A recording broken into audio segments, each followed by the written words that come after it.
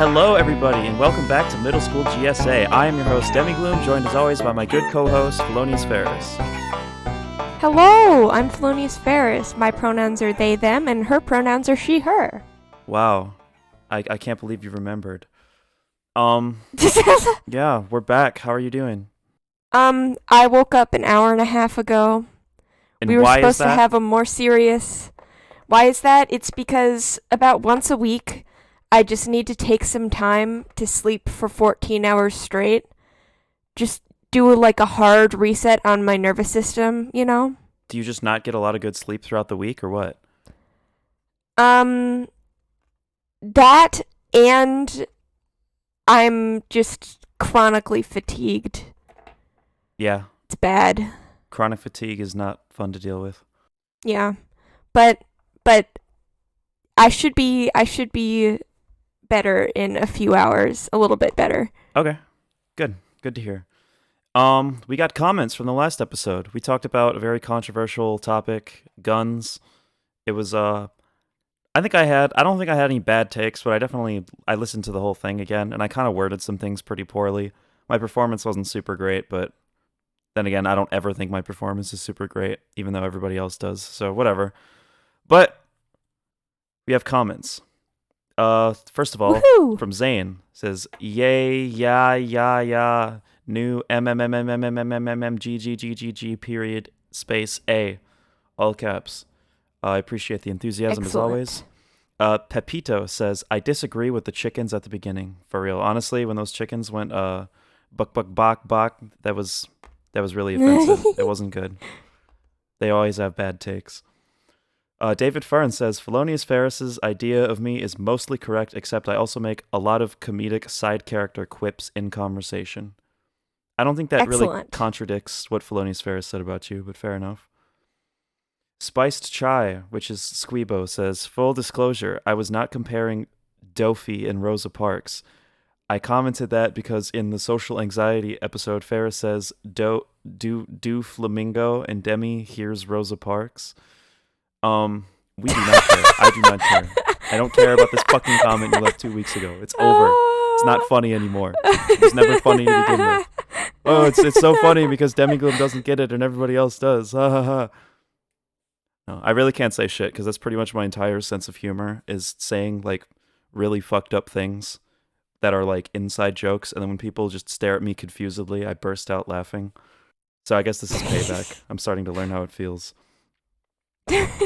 Crystal Weston says, TBH, I think if you interview a controversial person, like a far-right politician, if they just lie or mistake facts, it doesn't need to be called a debate if you correct what they say.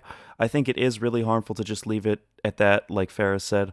If they argue based on those facts, that is fine, as long as you point out mentioned wrong facts. Yeah, I totally agree. I think when it comes to like people who just blatantly lie, like politicians like Donald Trump or any fucking Republican nowadays, just totally fact check them. I think that's a great thing to do. But yeah, that's all the comments. Do you have anything you want to say about last episode? Any final thoughts regarding guns before we move on to our next thing? Not really. No. Okay. Well, what are we talking about today? I think that today we're going to do queer backstories, which was supposed to be our first episode. It was supposed to be our first episode, but we recorded it twice, and both times... Twice? No. 4 times.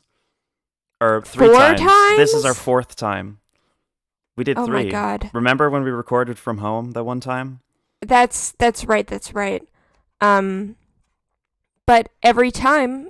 there was some weird audio thing where my audio disappeared or something along those lines. Yeah, because my Chromebook was better than yours. Uh-huh. And then we couldn't bear to do it a 4th time in a row, so we just moved on. But now we're circling back, and we're going to do it. Yeah, and I'm going to pretend to be surprised every time I hear the little details of Felonious Ferris's backstory. And vice versa. Yes. Yeah, we recorded this. What was our setup? We had 2 Chromebooks, 2 microphones, Did I give you my microphone yet at the time? I think so, yes. Yeah. I think I gave Felonious Ferris my snowball microphone, and we both had Chromebooks. I think I had my Yeti Nano, which is what I'm using right now. I think we had the same mics we do now, but we were recording uh, on Chromebooks with USB microphones in person in the same room in a cafeteria with a loud air conditioning. I don't know whose fucking idea that was.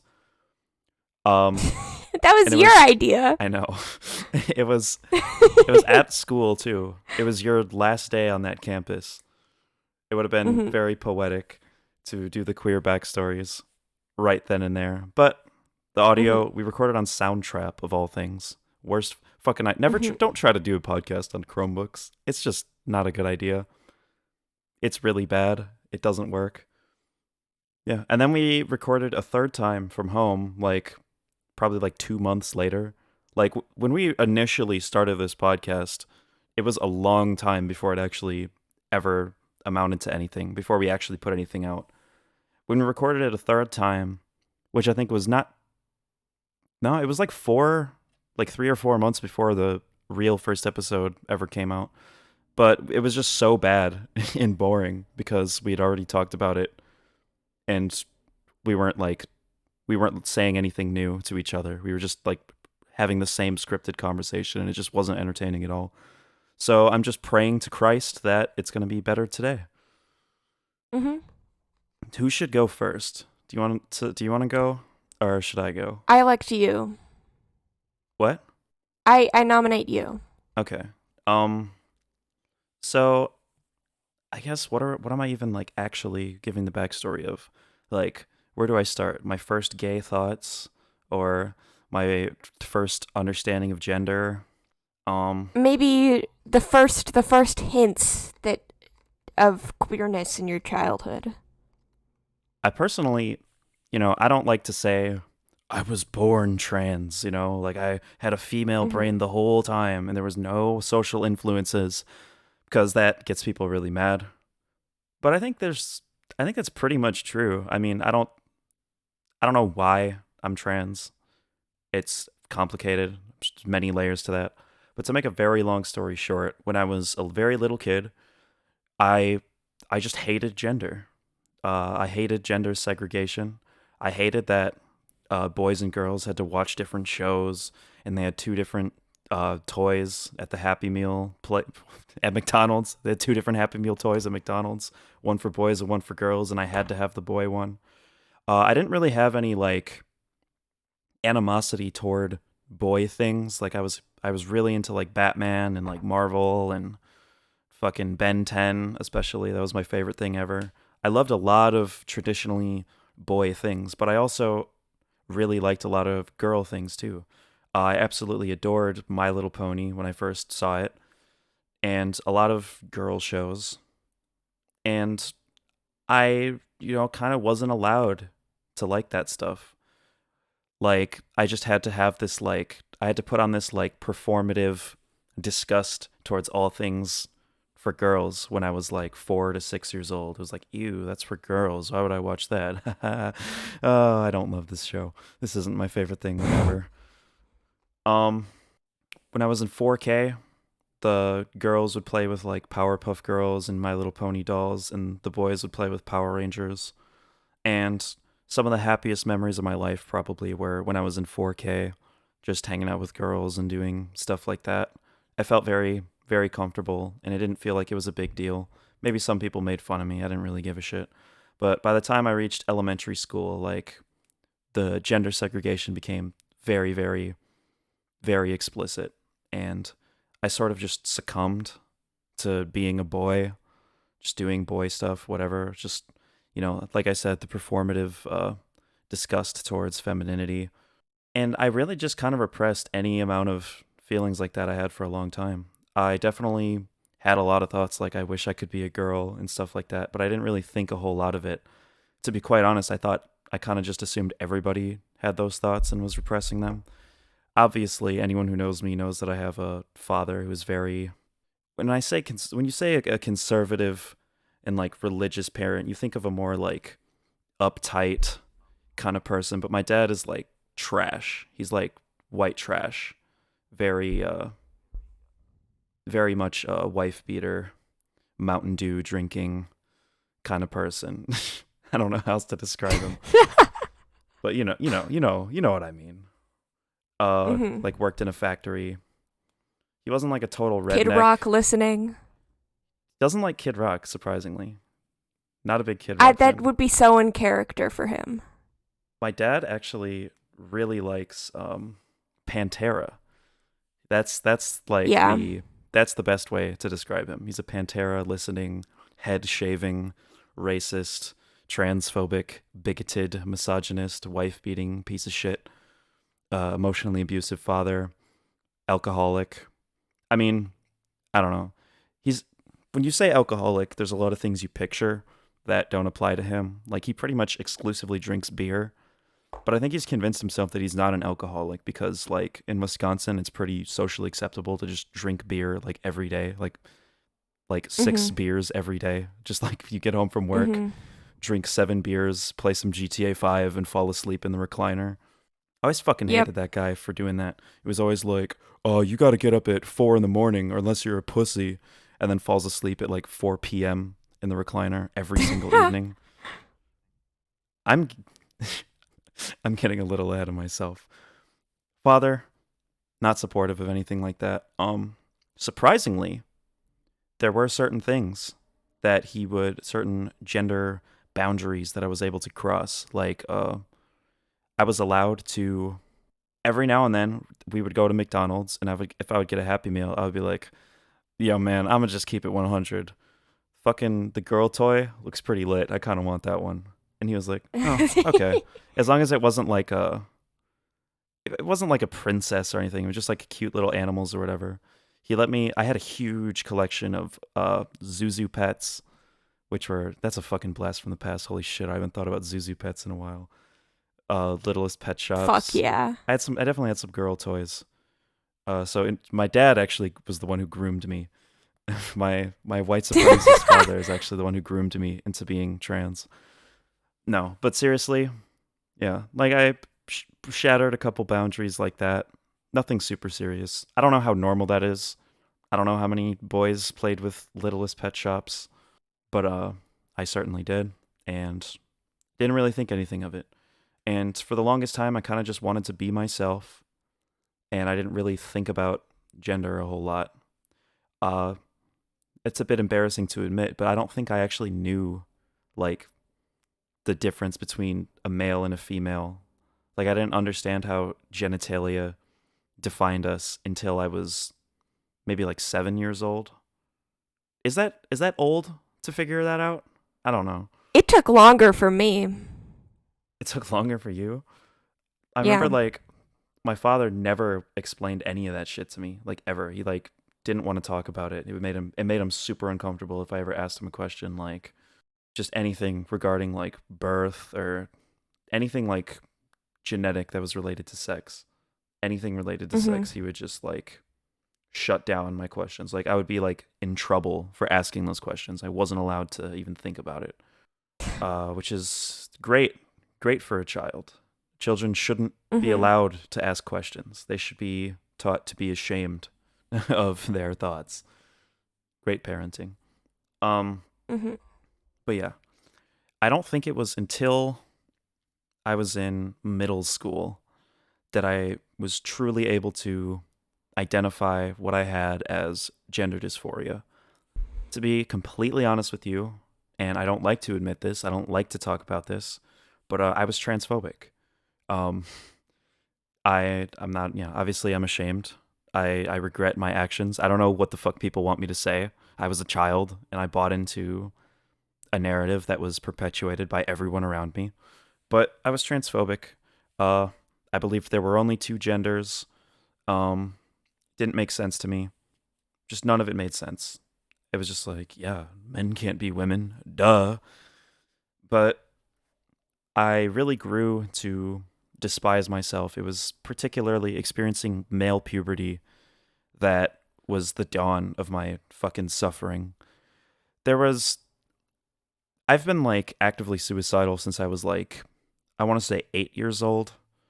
I think when I was 8 years old And in retrospect, I can identify this as relating to gender, but at the time I didn't realize it. Like I didn't even know what like the concept of suicide was, but I I just thought of the concept of when I was playing a video game and like you reach a point where you can't beat a level, like you don't have enough health or whatever, like it's impossible, so you just like let your character die and restart. I basically like reached the conclusion that through all the emotional abuse I was suffering with and just like discomfort I had with myself and who I was and my place in just my social standing, I pretty much just identified I wish I could just, not live. Like, what the fuck is the point? This shit is terrible. I don't enjoy waking up in the morning. When I wake up in the morning, I'm just sad. And, like, I don't know what it is. I don't know what's wrong with me, but there's clearly something about me that separates me from everyone else. There's clearly something about me that has led to me being rejected and hated by everyone around me. And I'm starting to sound like a fucking incel, but there's truth to it.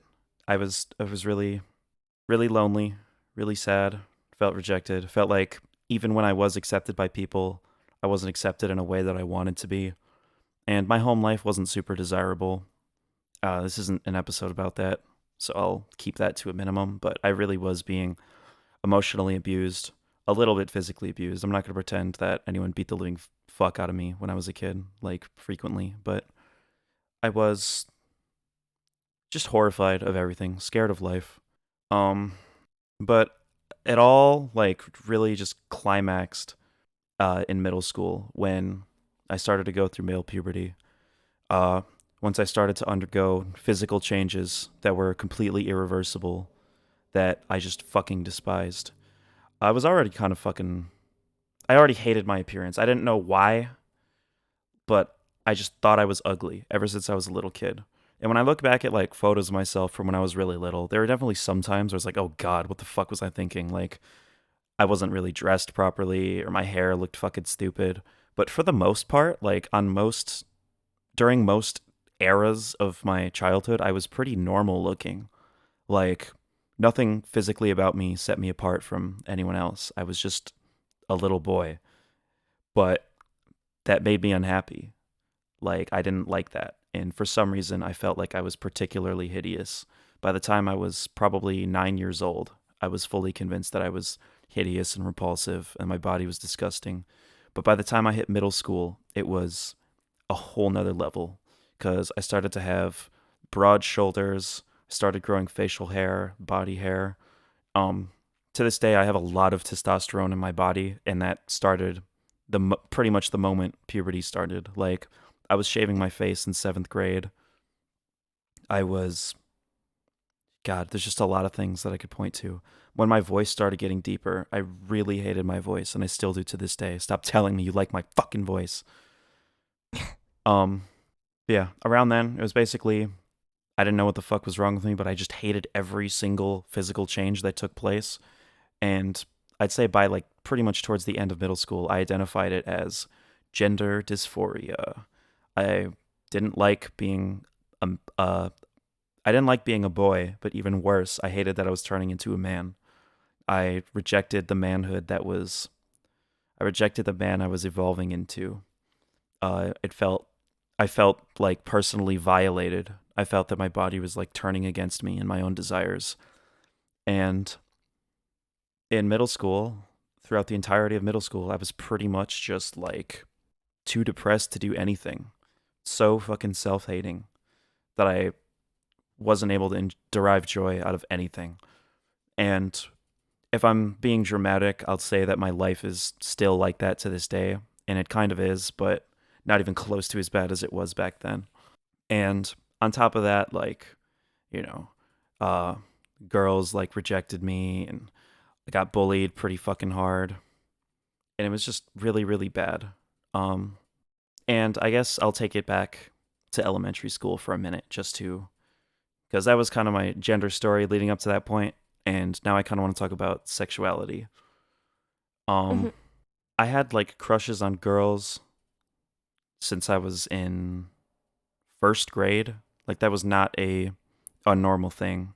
I never questioned whether I was gay or not. Like the idea of being attracted to men just didn't make any sense to me. It was just like, yeah, boys have crushes on girls and that's completely normal. And that's what I am. And so I didn't really think a whole lot about it, but for one reason or another, a lot of people, I want to say in 4th grade, accused me of being gay. Um, Me and my best friend, like people said we were gay, we were dating or whatever, that, he was my boyfriend, and that just a lot of really gross things to me at the time. And I really cried a lot because I didn't understand the nature of that. Because I really didn't understand the nature of sexuality in general or the implications behind being gay. All I knew was that it was a really fucking repulsive thing to these people, and they were accusing me of being that and distancing themselves from me. There was a point where like I was shoved in the corner of I was in the boys' bathroom, and like 2 guys like shoved me in the corner, and they're like, "Are you fucking gay?" And they're like interrogating me. I don't know what that was about, and to be honest, I don't even know if I knew what the word gay meant at the time, but it really just fucked with my head. And by the time I was in middle school, I actually started to question my sexuality. But as a tale as old as time is your bullies knowing you're gay long before you ever figure it out. And people in middle school constantly called me a faggot, told me I was gay. Can I say that on YouTube? I don't care. I don't know. Whatever. They would You call might want me. to censor it. I'll put a warning at the beginning of the episode, but I think you can say it in that context. But whatever. People were like calling me gay, calling me the slurs, assuming that me and my best friend at the time, I did not have the same best friend as elementary school. Constantly being accused of being gay lovers and whatnot. And it hurt a lot more in middle school because I was repressing a lot of gay thoughts at the time. A lot of the feelings I had for girls, I was starting to have towards boys, but more so in concept than in reality, in the sense that there was a lot of fictional characters, uh, like anime boys and such, or like hypotheticals in my head about like boys. Like I thought to myself, like, oh, I like girls, but like my attraction to women has virtually nothing to do with their anatomy.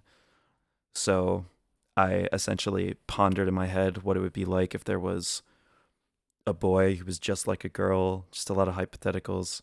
Um, I'm pansexual, demisexual. There's a lot of words I could use to describe it nowadays, but at the time I kind of was just all over the place, didn't know what the fuck I was, and didn't feel safe talking about it with anybody. I remember a funny exchange that I had. This fucking bastard, who I will not name because there's a very small chance that he'll listen to this someday, but he was a friend of mine. We were kind of frenemies. We went back and forth a lot, but I was in a situation where he knew the name of a girl that I had a crush on, and I didn't want him to tell anybody, and he would constantly make me do shit for him, like give me your Doritos or whatever, just stupid shit. And I was so afraid of that information ever being public or being known by people that I succumbed every time, when in reality, like, it wouldn't have been a fucking big deal. But he was like, I'm going to tell everybody you like her if you don't do this. He made me give him my fucking Golden Mario amiibo. I'm still mad about that. I want my fucking Golden Mario amiibo back if you're listening. But What a bastard. yeah, he made me give him money, a lot of shit. Probably like Oh, in fuck total, you. probably in total like $80 to $100 worth of shit. Holy shit. Yeah, but fucking bastard, I hate him. I don't know why I was still friends with him. I guess I was just so lonely and desperate for attention. But like essentially, a certain amount of time passed where I was tired of it. I really, really, really was like super anti snitching back in the day because that was just the playground rule. You know, you don't want to be a fucking tattletale.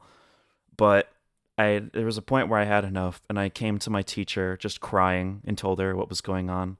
But I didn't tell her what was like what it was. All I told her was that this person is going to tell something about me if I don't keep giving him stuff, and I need him to stop. And I don't think I was like sobbing, but there were like tears rolling down my eyes, and I was kind of whining as I spoke. And essentially, it went through the whole support staff, and I had basically like 4 fucking therapy sessions about it. And they kept on asking me to tell them what it was, but I was so insecure about this fucking girl that I liked, that I wouldn't tell the teachers or anything. So when the teachers hear, the entire school staff hears, somebody is threatening to like leak information about me, and I'm refusing to tell what it is. And on top of that, I'm already being accused of being gay all the time. You can understand what conclusions they're going to jump to. And they never outright said it, but a teacher came up to me, and holy shit, this is getting meta. Not a teacher, a support staff member who's fucking awesome, by the way. She basically like told me to come to her office at a certain time. There's a pass on my locker, and I came in, and she was just like, "You are not alone. Listen, I'm not gonna ask you any questions. I'm just gonna tell you about this thing called a GSA." And it was the middle school GSA. And I didn't put 2 and 2 together until like a week later. I was like, oh, they thought I was gay because I said this. But I weirdly felt like super inclined to go to this GSA, even though I hadn't properly identified my own queerness at the time. But I didn't do it. I never did. I never attended the GSA. I didn't want people to think I was gay any more than they already did. Which fucking sucks, because I probably would have made a lot of meaningful connections there and explored myself a lot sooner than I actually ended up. And I probably would have become more trans accepting earlier on in life if I would have been in a space dedicated to exploring LGBTQ plus related topics. But that's what this podcast is for, and that's what a lot of other things in my life are for nowadays. But at the time, that happened, and I guess that really sent me into an existential crisis, wondering if I was gay, or if it was just a one time, bro. It was just one time I thought a guy was attractive or whatever. But you need to tell them who it was, the guy that you found attractive. It wasn't Death Note. It wasn't near. Oh, really? I totally thought. No.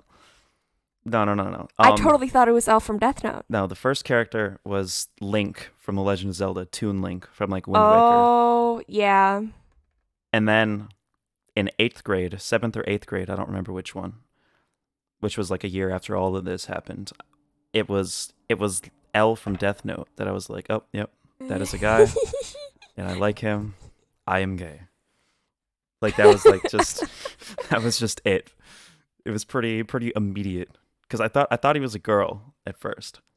But I don't know. And then, of course, it was fucking 2016, 2017, so the art traps gay debate was happening in every classroom at the school.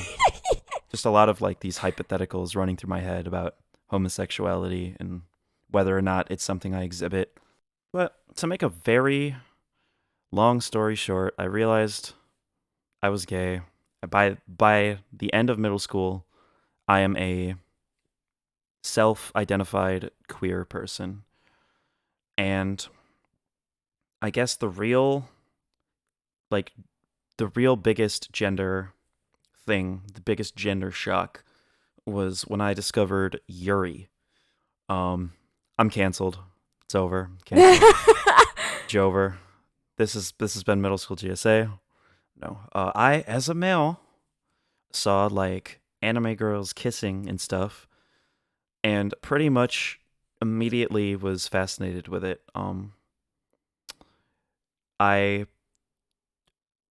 at the time what felt like fetishizing lesbianism, the concept of lesbian relationships. It wasn't like I would like see lesbians holding hands and fucking get hard in my pants. It wasn't like that, but it was just something, because I never really related to, I was never able to properly relate to, I guess, sexual scenarios or romantic situations. I had crushes on girls and stuff, but like never had I ever seen a heterosexual relationship and had any ability to like self-insert, whether it's romantic, sexual, anything. I never once at this point in my life did I relate to that or see that and think that was something I wanted to be a part of. But when I saw like lesbian relationships, I immediately like wanted to be a part of it. I wanted to be a lesbian. And it was very, very confusing because it was like, why do I want to be a lesbian if I'm a boy? It's not gay because it's girls, but long story short, this was like running through my head for probably like the entirety of 8th grade. And I don't think it was until 9th grade where I started going to alternative high school that I was fully able to identify that this meant that I was transgender, not just that I was uncomfortable with my gender or that gender identity had something to do with my unhappiness. It was in 9th grade that I realized I was transgender. And a big part of that was I met the first trans person I had ever met, who I have funny stories to tell about this person on a future episode. But, yeah, basically I had never met a transgender person. There was like one trans girl at my middle school who everyone kind of made fun of. They're like, yeah, there's a guy who like thinks he's a girl and wears dresses and stuff. I'm an attack helicopter. Whatever. Stupid shit, middle school. But in high school, there was a trans guy in my class. And basically, when I met him, I talked to him and I was like, oh, okay. You're not like the angry transgender woman at GameStop. You're not like the transgender freak out videos that Leafy is here showed me. You're just a person. You're just a guy that used to be a girl, or you're just a guy that has like female anatomy, but having already like flirted with the concept of like gender, the separation between gender and sex, it wasn't really a big shock to me. It was just more so I pretty much just when I got familiar with this person, had like 2 conversations with them, I was pretty much just like, oh yeah, I totally get it now. And it wasn't too long after that that I was like, this is what I want to be. Because when I heard the word transgender, it just left a gross taste in my mouth because I had been watching a lot of reactionary content on YouTube, had been listening to my father echo a lot of transphobic sentiment, talking about how transgenders are disgusting perverts and rapists who want to just go into the women's restroom and molest little girls and shit. Like, my dad, like, fully believes that. But, yeah. Basically, I had the bad taste in my mouth. Wasn't necessarily my fault, but I will take accountability for having exhibited and echoed bigotry at that point in my life. But by the time I hit 9th grade, I had pretty much let go of it. I'm not going to say I never had a bad take about the nuances of gender identity since then, but at that point I wasn't transphobic in the sense that I had an issue with trans people like inherently. It wasn't even like, oh, you're one of the good ones. It wasn't even anything like that either. It was just more so the concept in my brain was no longer foreign, and I no longer had any hostility towards transness in general.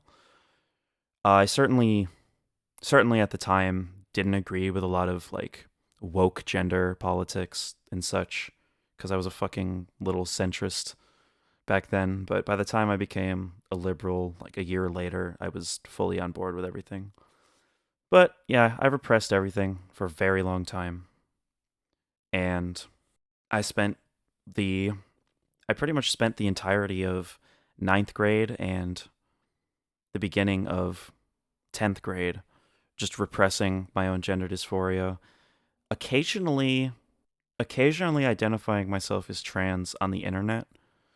I definitely talked to a lot of trans people online, or just like more so lurked in trans spaces, just watched people talk about that stuff and was pretty much jealous. Like at the time I sort of had a criteria in my brain for what made a trans person, so I wasn't I wasn't confident enough to identify myself as that, but I was pretty much like, yeah, like this is what I want to be in concept. This is how I identify.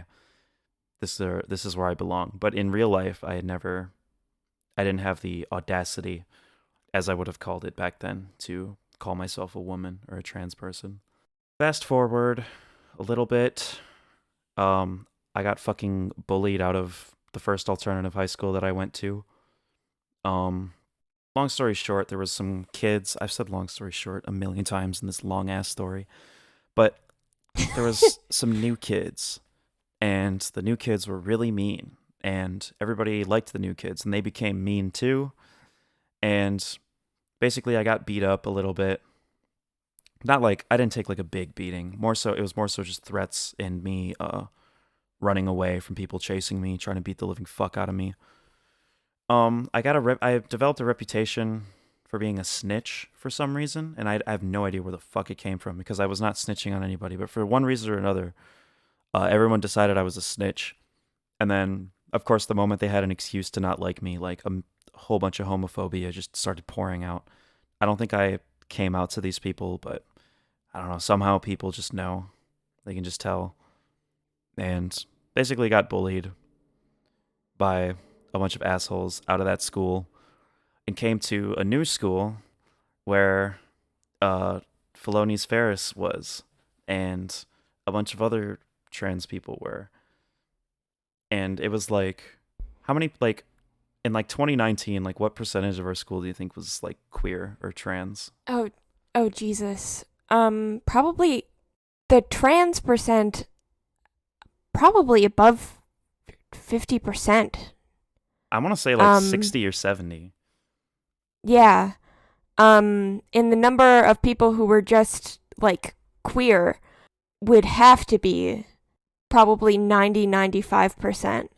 Yeah, for sure. It was just all the girls and boys that felt outcasted and experienced homophobia or transphobia at their previous schools. They all went to this high school, and then a lot of them realized that they actually weren't girls or boys.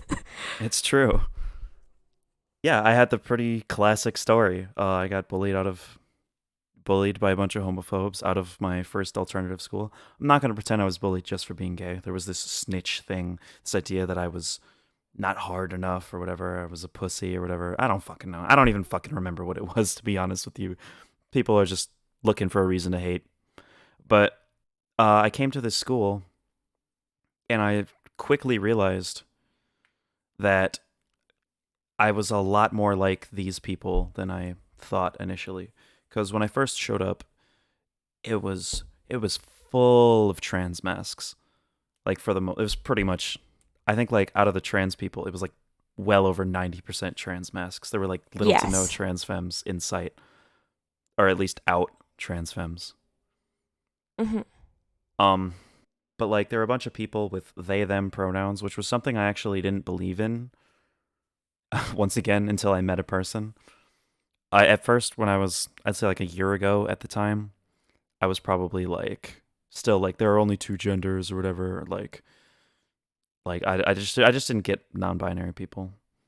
It just didn't make any sense to me. But I met people like Felonious Ferris, other people who I will not name, who were non-binary. They went by they them, and it took me a little bit to get used to addressing people with they them pronouns. But by the time I did, I really just started to grow to admire the out and proud genderqueer folks. There are a lot of people who they weren't concerned with passing. They weren't concerned with meeting a cisgendered standard of their gender identity. They were just being themselves. They were wearing what they wanted to wear. They were into the things they wanted to be into, and pretty much everyone was completely shameless. And it wasn't until much later that I reached that level of shamelessness, but I felt very safe among these people. Even if I wasn't ready to come out yet, and in my brain I was never going to come out. But I felt very safe among these people.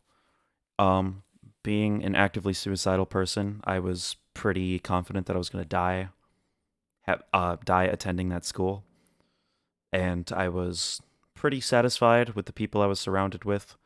Even though the particular friend group I was in didn't really work out in the long run, I I was happy. I was happy to be among people like me, even if they didn't know I was like them. Maybe they didn't see me as one of them. I certainly felt like one of them and hung out with them like crazy.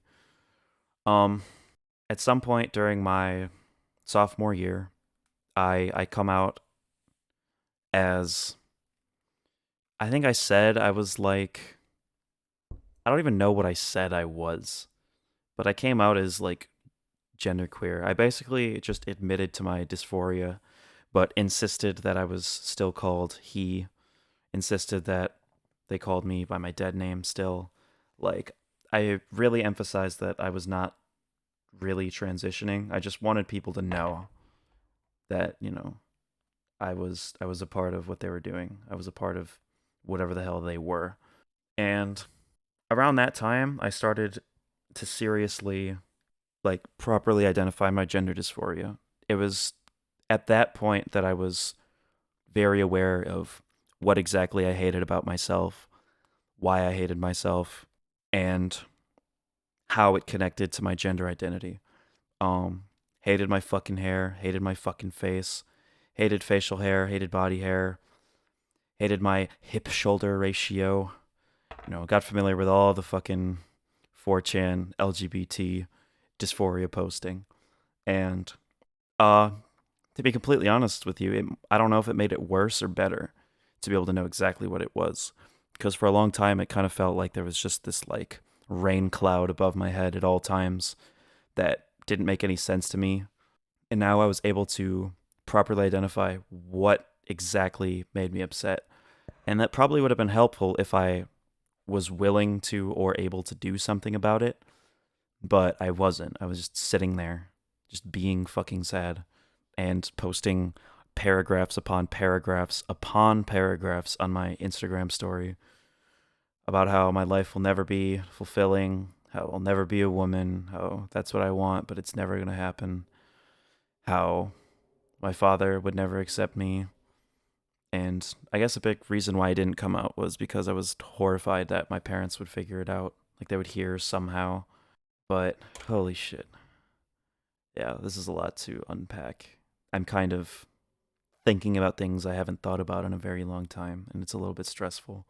I'm just going to fast forward a little bit, but just know this is a very particularly dark time period in my life. Do you Can you tell the audience about when you met me and what I was like at the time? Because this is kind of where we are in the timeline. Yeah. So we were taking a geometry class together. And geometry is pretty much the only kind of math that comes really naturally to me and that I'm really good at. So I'd frequently be asked to explain things, and I'd be the one to answer the teacher's questions. And the teacher asked me to help someone who was having difficulty with the challenge problem. So I went over, and there you were, and you would not make eye contact with me. This is a part that I don't. This is a part that I don't remember because I swear I recall forcing eye contact. Maybe it was only for a moment that felt like many minutes, but I definitely tried to force some eye contact in that I wanted to be normal, but I wasn't capable. Like any human being that wasn't a close friend that would have approached me at the time, I was just like basically would just freeze. And I remember later you complaining about your height, and I was like, you aren't that tall, and that's because you were sitting in your chair so scrunched up and hunched over that you just looked tiny. But I sat down next to you. By the way. Yeah. I sat down next to you and I explained what was going on, and you pretty much only responded to me in like Like you wouldn't really say anything. You might have said a couple of things, but not really. I most certainly And made a couple of self-deprecating comments because that's how I fucking like that's how I coped with social anxiety, was just like, for one reason or another, just like insulting myself, because that was just all that was running through my head, and that was all I was able to verbalize. Like, I would like just not understand what the fuck you were saying. I'm like, yeah, dude, I'm a fucking dumbass. I'm sorry. um I just didn't get it. I could not for the life of me figure out that fucking geometry, by the way. Fuck geometry. Algebra is where it's at. I love algebra. Geometry is dog oh shit. man. Oh man. But yeah, I kind of walked away from that conversation like I wanted to be your friend, but I also like very much could tell that you were just absolutely terrified. So I didn't want to push it. So I think you followed me on Instagram first, and then I followed you back, and then I like responded to one of your Instagram stories. I think it was you saying, I think I'm transgender, but I'm never going to be able to come out and I'm just going to die like this. And I was like, hey, I'm trans. If you ever want to talk about it or want some help, like getting girl stuff, let me know.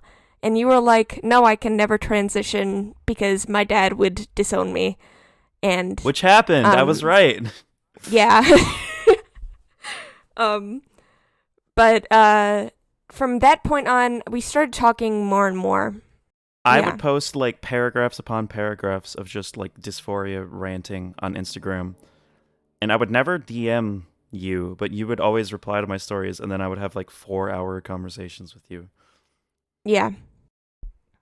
At And the time, I didn't have, again, what I would call the audacity to like reach out to people like you, because I had such a fucking inferiority complex that I just never thought I was worthy of anyone's time, or that if I were to reach out to people, I would just annoy the living shit out of them, which I actually did with older friends that I had. A lot of friendships I had didn't work out because I was way too fucking open about my mental health issues, and just created a very, very toxic relationship.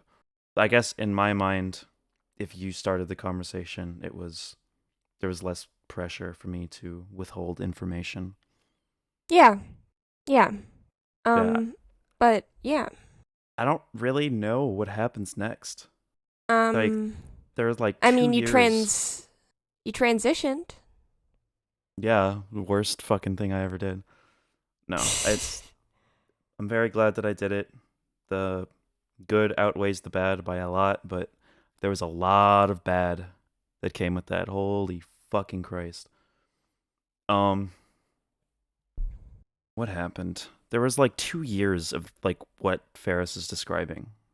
Just me being like, just like refusing to exhibit any kind of gender queerness or admit to myself that I wanted to transition or that it was gonna happen.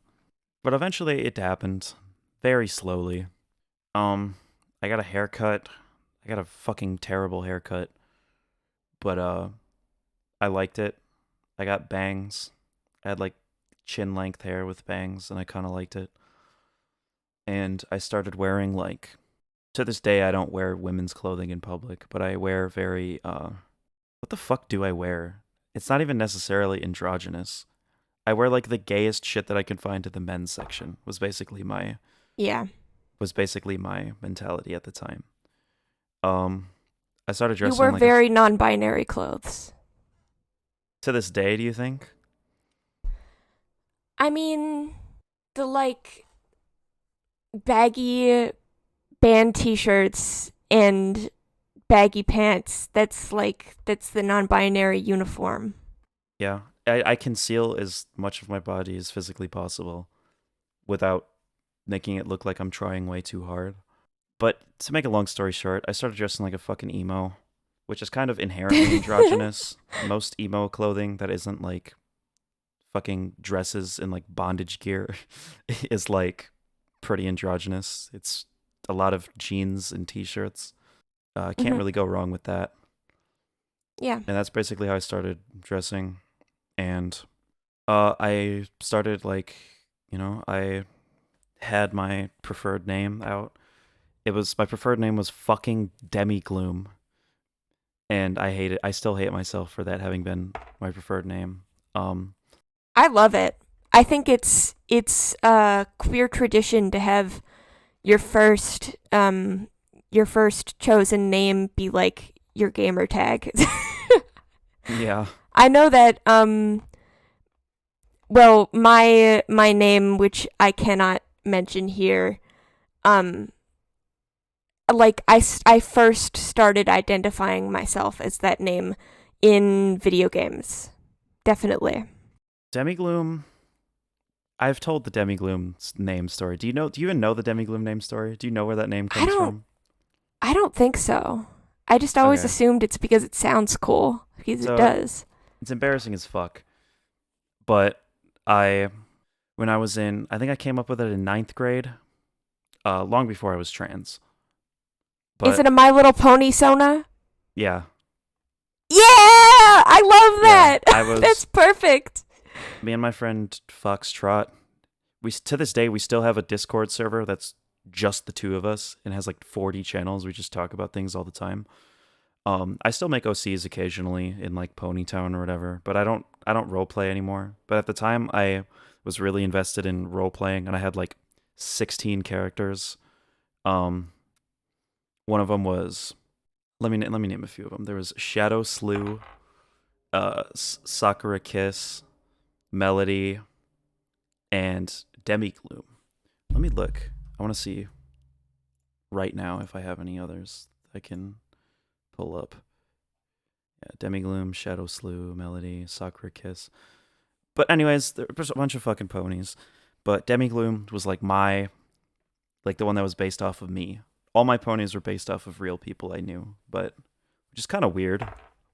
Um, having a bunch of roleplay characters that are based off of people that I know, but I A didn't little think bit, but not overly weird. it's because At least I don't think so. the thing with role playing was like it sounds like a like weird thing to do, but like in my eyes, it was just like me and my friend writing a novel together.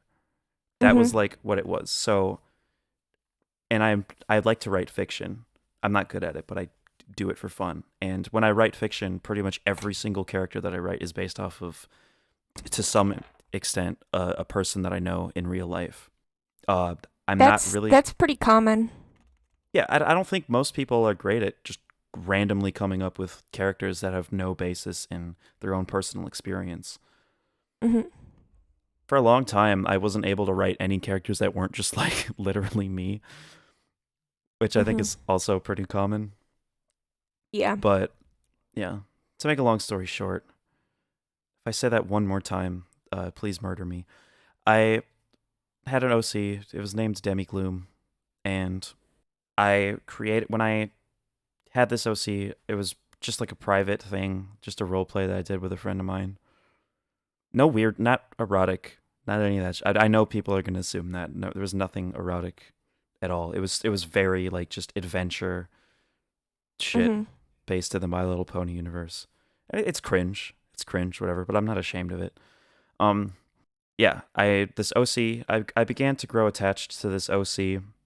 It wasn't a girl. It was a male. Well, it was intentionally androgynous, but it was a male, and I made it my profile picture on social media, and I just changed my like username on the internet to Demigloom, and people just called me Demi as short for Demigloom, and I didn't even know that Demi was a name. Like I thought I invented the name Demi. I thought I was the coolest person ever. I literally didn't know who Demi Lovato was or Demi Moore. I didn't know who those people were. I thought I was the Demi for some reason. People ask me if it has to do with being demisexual. Maybe. I don't know. It was a long time ago. There's also a song. There was a hip hop project I was involved in called Reaper Circle, and we made a song called Demi Tool, which I named. It was just a completely random name because we didn't know what the fuck to call it. And I think I think I might have come up with that before Demigloom. So like using demi as a prefix, uh, pre, prefix is the word, right? Yeah. Prefix, yes. Yeah. I'm sorry. I think of pretext because I read Marx, but the prefix, yeah. Demi. I thought demi was just a prefix, not a name, and I thought it was cool. I think prefixes almost always make cool first names, especially if you're like androgynous. But yeah, Demi, the name Demi, Demigloom. And eventually, during quarantine, especially when I was just terminally online, like online all day long, I eventually just like grew more attached to the name Demi than I did my dead name. And this wasn't even necessarily a gendered thing at the time. Although I did hate my dead name for gendered reasons, and I just so happened to, grow an attachment to this name, which also just so happened to be a girl's name. But Demigloom, I think I tweeted this one time. I was like, when I look in the mirror, I don't see dead name. I just see Demigloom. When I think of myself, I think of my profile picture and my username and my profiles. I don't think of myself, which is just like gender dysphoria, escapism. Mm-hmm. Obviously, don't need to explain it. But essentially, I eventually just started, I think at the beginning of my junior year, right after I got that haircut, I was just like, fuck it, yeah, I'll come out. I don't give a shit. I'll come out to everyone except my family. And I was like, yeah, my name's Demi. I go by she. All the teachers still called me he or they and used my dead name, but all the students called me my preferred name. And eventually everybody caught on. Like, I never corrected people, but when I became friends with somebody, I would always tell them Demi, she, her. I corrected people, and you got mad at me for being like, don't call her. Sorry, fuck. Don't cut that out. I was like, don't call her that. Don't call her those pronouns. And hearing you say that name, like, I'm sorry, I didn't mean it. Like, I don't feel like disgusted or anything. I'm just like, it just feels so weird because it's been so long since anyone's called me that. Yeah. You feel like different people to me. I don't even like when all these memories I'm talking about, they don't even feel like first person. Like, it feels like a movie that I watched. Mm-hmm. I feel very disassociated from the person I once was. I'm sorry to interrupt you if you still even remember that name. That's what it feels like. Yeah, I came out. It was whatever. You started telling teachers. Mm-hmm. So did you correct them, or did you just like go up to them and tell them? I think I went up to them and told them like twice, but otherwise I just corrected them. And you were like, I offered. I was like, I can. If you're too scared to tell people your name, I will just tell them for you if you want me to. And you were like, okay. And then I started doing it, and then you got mad at me for it. Because like it was very, because I kind of forgot that I gave you the green light for that. And when like one of our teachers like just started calling me Demi, I was like, what the fuck did you just say? Like, it just felt very wrong. I was very used to being just called different names by different people. And you gotta remember, I wasn't out to my family at the time, so I was still my dead name at home. So I was very used to this mix. But this is my senior year. I think I said this was my junior year at one point, but this was my senior year. This was my first senior year. I got held back. I had 2 senior years, but it feels like it was my junior year. But long story short, yeah, that was my senior year. I came out, whatever. There's also this really awkward thing that happened. I had a girlfriend for a while, and I don't like to talk about that, at least not right now. And there's a lot of gender stuff that happened throughout that relationship. To make a very, you know what I'm gonna say. To collapse the narrative, to compress it a little bit. I felt very much like I was being treated like a boyfriend more than a girlfriend by my girlfriend, and this caused me a lot of emotional distress. And she didn't really care to do anything about it. She would like, feel bad about it, but like at the end of the day, she saw me as what the majority of people see me as, and it was uncomfortable. It's uncomfortable to think about. I don't even want to fucking talk about this right now. But that was an important part that I can't just leave out. The first time, it was actually at a party at her house.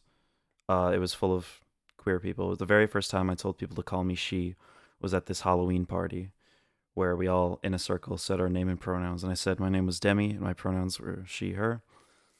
And at the time, I went by Demigloom. And I didn't tell people my name was Demigloom. Really, not really. Like if someone asked what my name was, I would say Demi. But like in my head, like Demigloom was my real name, and a lot of my friends called me that, and they still call me that to this day. I think it's a good nickname. Like Yeah. like when people generally refer to me, I like it to be Demi. But when people are just like talking to me, sometimes they're like, "Yo, Demigloom." There's just contexts in which calling me Demigloom makes sense, and contexts in which it doesn't. It feels like a first and last name. Demigloom. Which I hate, because it's, for me, it's very much one word. When I won't say my preferred last name, because I will be legally changing my name, and I want to become a teacher someday, and largest issue in the galaxy and the issue crew exist, so I don't want the world to stop that from happening. But people assumed that it was Demi Gloom or Demetria Gloom, and that always pissed me off so much, because it's not Demi Gloom. That's just so stupid, in my opinion. Well, it sounds so incredibly dumb. It feels more like, I guess, like your full name. Like Demi is a shortening of your full name, not necessarily a first and last name, I guess. Yeah, which I like. I like that it's like that. I like that when people think of it, they think of Demigloom. But I also don't like, if I were to like sign a contract, right? Like it would just feel really wrong to write Demigloom and then my last name. It's I didn't even know that I didn't know that Demi was short for Demetria until like the middle of that school year. But I made that realization, and I'm pretty much immediate was like, fuck yeah, Demetria. I like that. I like writing Demetria down when I have to write my name on a piece of paper, but otherwise I don't really like being called Demetria too often. A lot of people at work call me Demetria, and that's what's on my name tag. I don't know. It's hard to explain. It's like, it's no different than being called, like, if your name is like Jeffrey and you go by Jeff, like, and everybody calls you Jeff, but like it would still kind of feel weird to write Jeff down on a piece of paper. I don't know. Maybe it's just me, but it feels really weird to write like Demi down. This is a very specific scenario, but it's like the one time where I used Demetria, like where I prefer to use Demetria. But yeah, and I kind of like being called Demetria sometimes. It feels like in a more formal setting, like adults in my life call me Demetria. But yeah, I don't know. It's a long story that I will make short by not elaborating any further. But that's pretty much my coming out story for like socially, and I began socially transitioning, obviously. I very reluctantly started wearing like some women's clothing. I mean, you can go on my social media. There's pictures of me in skirts and shit, but I never wear that in public ever. There were a couple times I showed up to school in like leggings and girls' shorts or whatever. But very rarely will you spot me in anything that's not androgynous. What's next? I was unfortunately outed to my family. I went to the mental hospital, because that's just a part of every trans person's life. That's a whole nother story, which is related to what I'm talking about. Like, that's definitely a relevant part, but all you really need to know is that I like was gonna kill myself, and for my immediate safety, I was hospitalized. But during that time, my family just they like went through my closet to see if I had like fucking guns or knives or some shit. I don't know what they were looking for. because they wanted me to come home into a safe environment because they were fucking paranoid. They didn't want me to have access to anything that could potentially be dangerous at all. So they had to like deep search my shit. Yeah, they probably found some things that I didn't want them to see that I don't even want to think about. Probably found condoms and shit in there, but also a bunch of skirts and stuff. And yeah, basically that was like, oh yeah. And they basically asked me the question, and I said yes. And it took me a while to even like tell them how I wanted to be referred to, but like within the next couple months, I was out to my mother's family. My father found out a different way. I had told him that I was going to be attending a party over the weekend because I normally would see him on the weekends. And I told him like, hey, I'd like to attend a party this weekend, so I'm not going to be able to come over just this one weekend. And he was like, okay. And he was like, you better behave or I'll beat the fucking shit out of you or whatever. Because he's a piece of fucking shit who earns his children's obedience by threatening them with violence. And that probably sounds like a joke, but it wasn't. Maybe he was a little tongue-in-cheek about it, but he undoubtedly would beat the shit out of me if I quote-unquote misbehaved. And I was feeling confident over the phone through text, and I was like, yeah, okay, buddy. I was like, lay a fucking finger on me and you'll never see me again. It was the very first time I'd ever stood up to him after being threatened with violence. And there was some argument or whatever. And I don't even remember how the fuck it happened, but my sister knew I was trans, and she asked me for permission to tell my dad, and then she eventually did. And then he was like, yeah, I never want to see you again. He's threatened to kill himself, pretty much. Threatened to kill himself or kill other people. Allegedly, I won't even talk about it, but very scary shit. He basically told me he was a pathetic failure and that he completely failed at life. He's worried that he's gonna like go to hell, and that he truly feels like he lost a son, and I think he's fully convinced that I'm not his child, that I am I think he's so delusional. I mean, he's a flat earther. I could point out a million things. He's a flat earther. He doesn't think the Holocaust happened. He believes in ghosts to the extent where he thinks that there are ghosts living in his house. I mean, oh my God. He thinks I'm a demon. He thinks I'm a demon that took his son.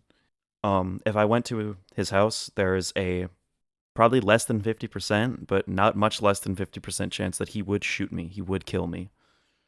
And I don't know if this is... I don't know if this... People would be mad at me for saying this, but I do love my father. I still do. And, maybe it was just a little bit emotionally difficult for me to deal with that. Just maybe, losing just my a little father, bit. being disowned, yeah. I know a lot of leftists on Twitter.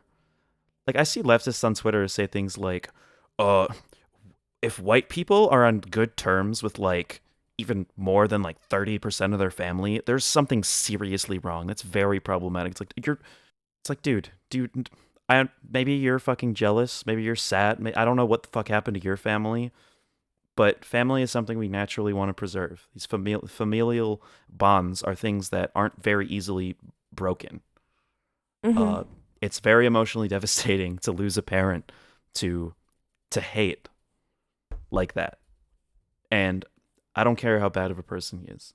Well, I do care how bad of a person he is. I can confidently say that the world would be a better place without him, but I still love him. He's still my father. Mm-hmm. I don't think that should be controversial for me to love my own father.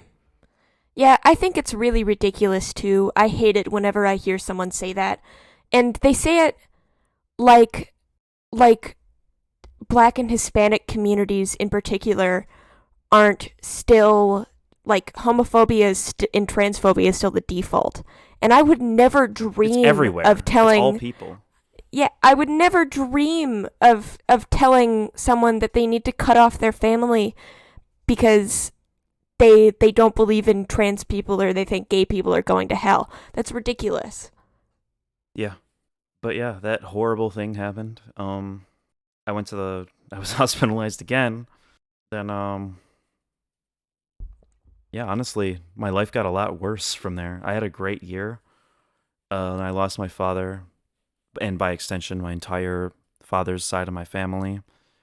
My girlfriend left me, broke up with me, and started spreading lies and rumors about me that destroyed my reputation. And now I am actively suicidal once more. And I'm on a fucking podcast, guys. I don't know what you expect. Yeah, I hate my life. And, I wish I could say that through all the muck, there's, it ultimately led me to a happy ending, but it didn't. I don't know if I'm going to live another year. What I do know is that there's a chance that I will, and it's just what I'm holding on to. What I know is that I love my friends, and there are people that care about me, and there are things I can do in the future. Yay. Make the calls. Get the girl pills. Get them. Do it. Yeah. I am the trans person that the conservatives are afraid about that are trying to turn people trans. I'm the one. I'm the one putting out the 5G sissy hypno waves and sending people free estrogen in the mail. That's what I do. Yeah. Well, yeah, that's my story. Very sad ending so far. But again, there were very, very high highs and very low lows in the story. I think I'm just experiencing yet another low, and I think there are high highs waiting for me. I don't want to pretend that this is inevitably the end, that this is the sad ending, and that this is what happens if you transition. It's just that, like, a lot of my life circumstances have been emotionally devastating over the past year in particular, and it sucks. When I move out of this fucking shithole town, I think I'll have a lot more opportunities to pursue happiness. But yeah, that's my story. Do you want to tell yours? I think maybe we should have 2 separate episodes. Why? We haven't even been here that long, have we? Where it's an hour and 17 minutes into recording. Something tells me yours is going to be shorter than mine, though. Probably. Do you just don't want to do it? Not. Yeah. Let's do it next time. What a tease, Jesus Christ. Okay. Do we want to talk about anything before we leave?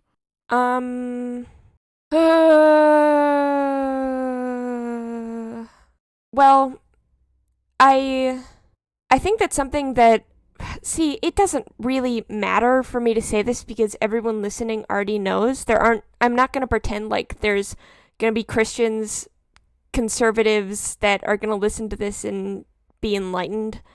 But, like, Demi, you really were exhibiting lots of signs of gender dysphoria from a young age.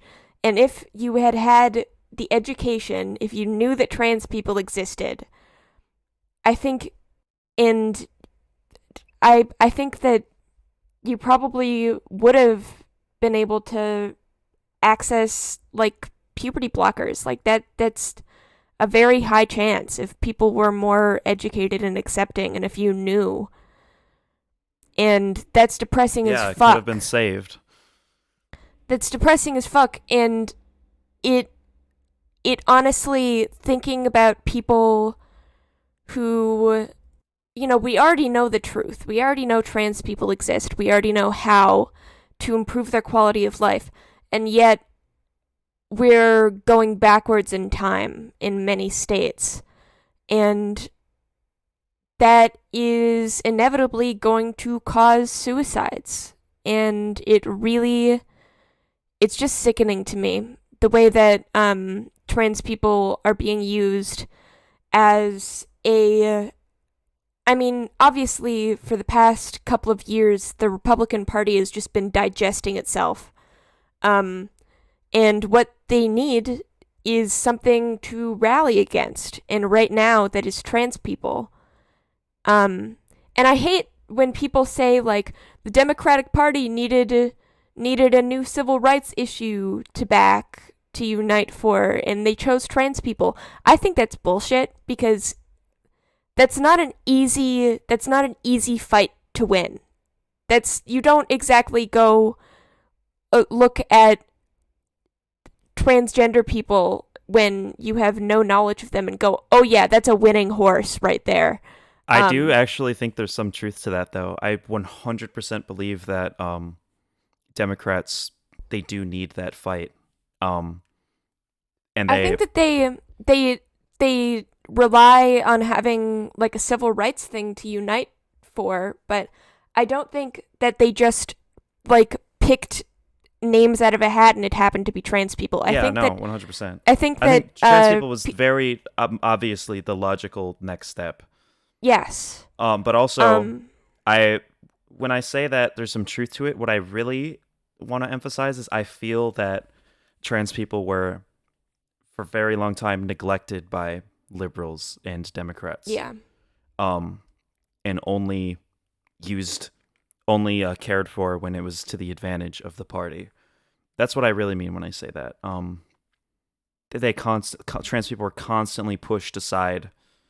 Just as in like 2014, non-binary people were pushed aside. They were like, they weren't ready to convince the world of the validity of non-binary people yet because they didn't feel like it. So they were just like, no. We're just talking about like men who are born with women's brains and need to transition. Otherwise, they're hardwired to self-destruct. You know what I mean? It's always slowly easing people into shit, and I'm just ready for total, full radicalization. I'm fucking tired of taking baby steps as far as like civil rights shit goes. Yeah. But yeah, but the Republican Party needed something to unite against, and they chose trans people. And I do truly believe that respectful discourse is the way to fix this issue, because the Republican Party relies completely on the ignorance of its constituents. It just relies on people's gut reactions. Like, they just look at trans people and go, that's weird, and I'm not sure that I like it. And then they leverage that and just fearmonger as much as possible. I mean, it's not a secret that the Republican Party thrives on fear and hate. But yeah, I think that this is a regression, and I think that knowledge and education and real information, I think it's inevitable that it'll win out. It really, really, really sucks for people who are having to live in this. I mean, obviously things are better than they were 20 years ago, but it sucks that we weren't born a few decades later, when things were better, or going to be better, at least until the world burns because of climate change. But yeah. This whole conversation is depressing because I really wish I could like offer some words of encouragement for people like me, people who didn't get the puberty blockers, people who are like becoming adults, who were kind of just fucked over for their entire childhoods. But like the sad reality is it's like things aren't looking great for us. They're just not. I think that we live in a very difficult time. But I think long term, I think things are looking good. Tentatively. I'm tentatively optimistic about it. Where can our listeners find you? They can find me on Twitter and YouTube and Tumblr, all Felonious Ferris. Yeah. Find me, I don't fucking care. Look up Demigloom. I have a YouTube channel called Demigloom with uninteresting, boring content. And I I don't even want to encourage people to follow my Twitter because it's fucking terrible. I hate Twitter so much. I don't know. Join this show's Discord server. Really engage with this show. Fucking nobody's liking and subscribing. You know, every episode gets like 100 views, and we only have 26 subscribers, and like 3 likes on every upload. We get more comments than likes. We get more comments than likes most of the time, though. Yeah, like, guys. People will comment how great it is, but not like the video. Like, come on, like, try to help us out a little bit, man. Yeah. Like, subscribe. We also have a voicemail line that I forget to plug. Yes! Voicemails. We haven't done voicemail in a long time. Let me pull it up. The first time I read it, I accidentally just read my friend's phone number. I had to cut it out. That was really bad. It's 608-218-4398. Please leave a voicemail and comment on the show. Rate us on Spotify and Apple Podcasts. Give us a rating. Rate it 5 stars. Yes. But yeah, that's all we have for today, unfortunately, because Felonious Ferris is too tired or doesn't care enough to want to tell their story because they're a fucking loser. But yeah, that's it. Goodbye.